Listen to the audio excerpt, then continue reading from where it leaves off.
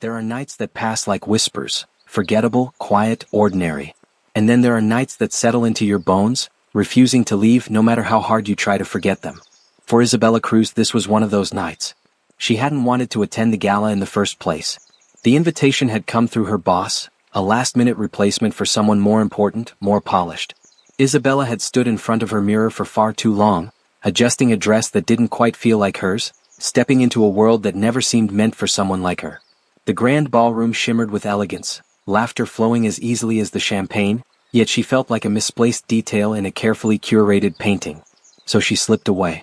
The balcony offered silence, cool air brushing against her skin, a welcome escape from the noise inside.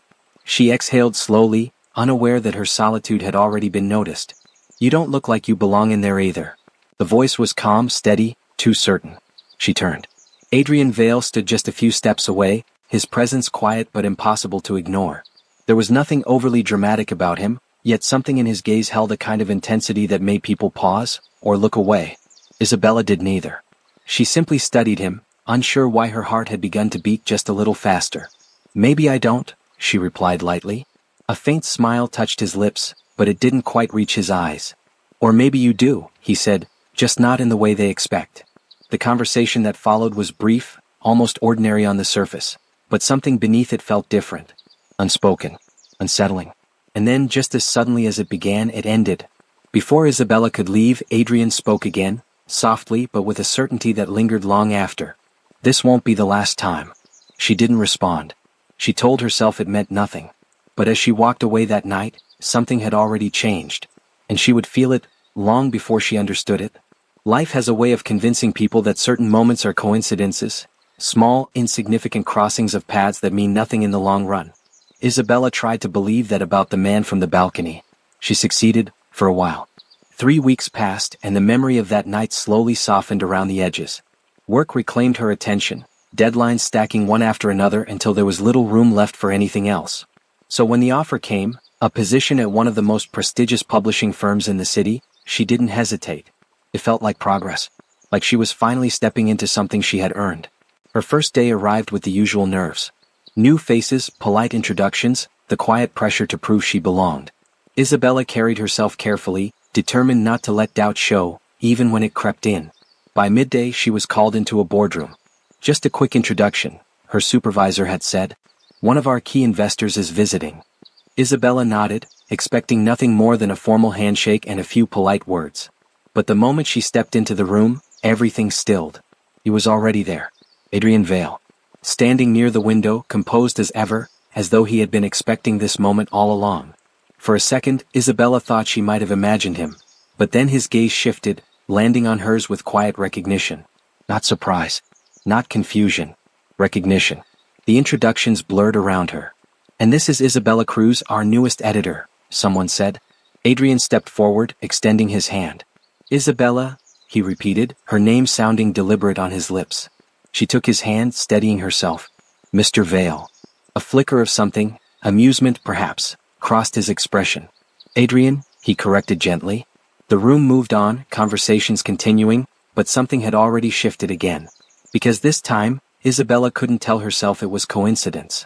And as Adrian's presence lingered far longer than necessary that afternoon, one thought became impossible to ignore. This wasn't the last time. Not even close. There are connections that grow slowly, built over time and understanding. And then there are the ones that arrive fully formed, uninvited, unexplained, and impossible to ignore. Isabella tried to convince herself this was neither. After that second encounter, she kept her focus exactly where it belonged, on her work. She told herself that Adrian Vale was simply part of the company's structure, nothing more. Someone distant. Someone irrelevant to her day-to-day life. But distance, it seemed, was not something Adrian intended to keep. His presence became frequent. Not intrusive, never inappropriate, just enough to be noticed. A quiet figure in meetings he didn't need to attend. A passing conversation in the hallway that lasted a little longer than necessary. Questions about projects that somehow always led back to her. At first, Isabella dismissed it. Then she started anticipating it. That was what unsettled her the most. Because each interaction felt effortless, as though they had known each other longer than they actually had. Adrian spoke to her differently than he did to others. Not with authority, but with a kind of measured curiosity. as if he was trying to understand something deeper than her words. "You overthink things," he told her once, after she spent too long explaining a minor editorial decision. "And you don't think enough," she shot back. The corner of his mouth lifted slightly. "That's where you're wrong." Moments like that stayed with her longer than they should have. Still, Isabella kept her guard up. Until the offer came. A new project, high profile, demanding, and far beyond what someone in her position would normally be given. The kind of opportunity people waited years for. And Adrian was the one presenting it. "You're capable of more than you let people see," he told her simply. It wasn't the offer that made her hesitate. It was the way he said it, like he already knew her answer. Isabella accepted. Not because of him. At least, that's what she told herself. But as their worlds drew closer, one truth became harder to ignore. This wasn't just coincidence anymore. It was something else entirely. People often mistake silence for strength. Isabella had learned long ago that the two were not always the same. Silence could hide uncertainty, fear, even pain, but it could also protect. And protection was something she had relied on more times than she cared to admit. Adrian Vale, however, was not easy to keep at a distance. The more time they spent working together, the more she noticed the way others spoke about him. Carefully, respectfully, but always with a certain distance. He was admired, yes, but never truly known. There were whispers too. Quiet observations about his detachment, his reluctance to let anyone get close. It should have reassured her. Instead, it made her curious. "You don't let people in, do you?" she asked him one evening, the question slipping out before she could stop it. They were alone in a conference room, the city lights stretching endlessly beyond the glass walls. Adrian didn't answer immediately. For a moment she thought he might ignore it altogether. But then he spoke. "People assume that means I don't feel anything," he said calmly. "It's easier for them that way." Isabella studied him, searching for something more. "And is it true?" His gaze met hers, steady but unreadable. "No." The simplicity of the answer caught her off guard.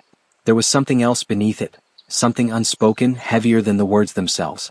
For the first time she sensed it clearly, not just distance but history. Something that had shaped the way he moved through the world. "Then why keep everyone at arm's length?" she pressed gently. Adrian exhaled, a rare crack in his composed exterior. "Because sometimes," he said quietly, "letting people in doesn't end the way you expect."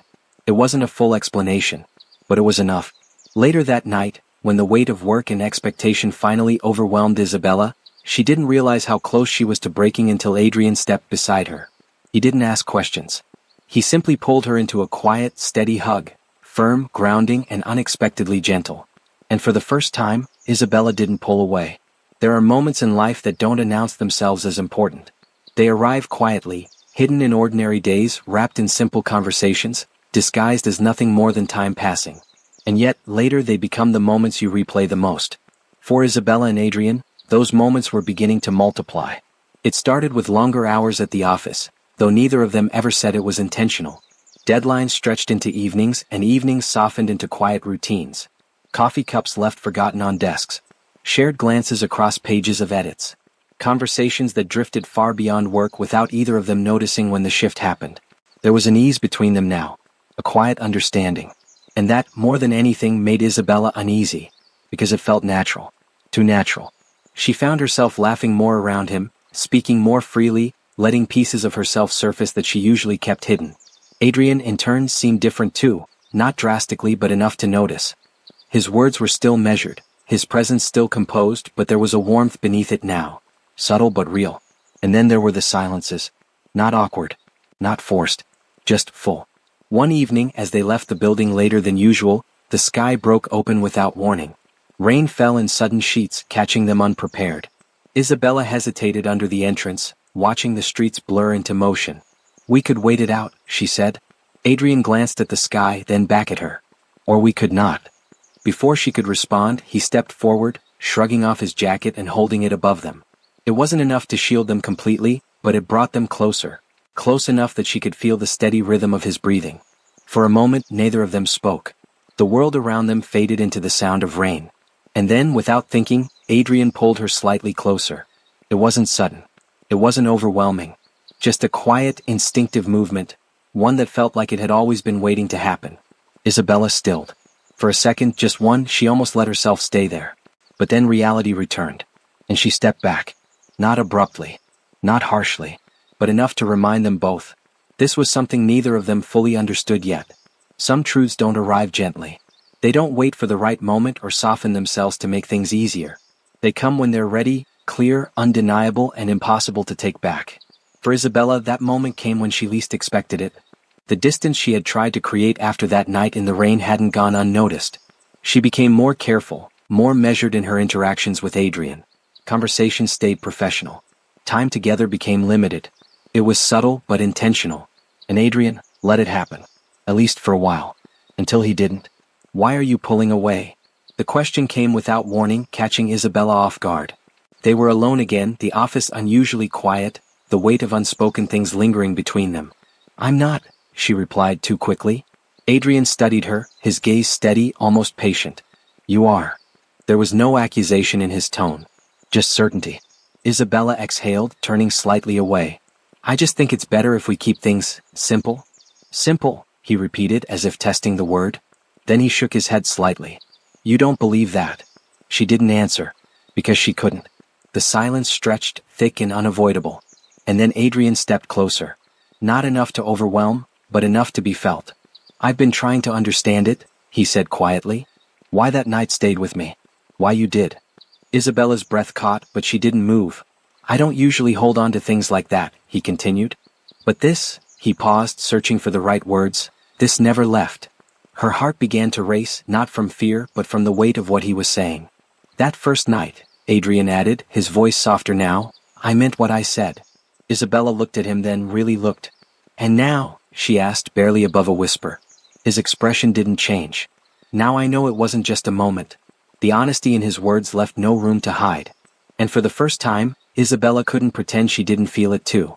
But feeling something, and being ready for it, were not the same thing. Not every step back is a sign of weakness. Sometimes, it is the only way people know how to protect themselves, from others, from uncertainty, and most of all, from feelings they are not ready to face. After Adrian's confession, Isabella chose distance. Not dramatically. Not in a way that would draw attention. But in quiet, deliberate ways that only someone like Adrian would notice. She arrived earlier, left sooner, kept conversations brief and carefully neutral. Every word measured. Every glance controlled. And Adrian let her. He didn't chase. He didn't push. He simply gave her the space she seemed so determined to create.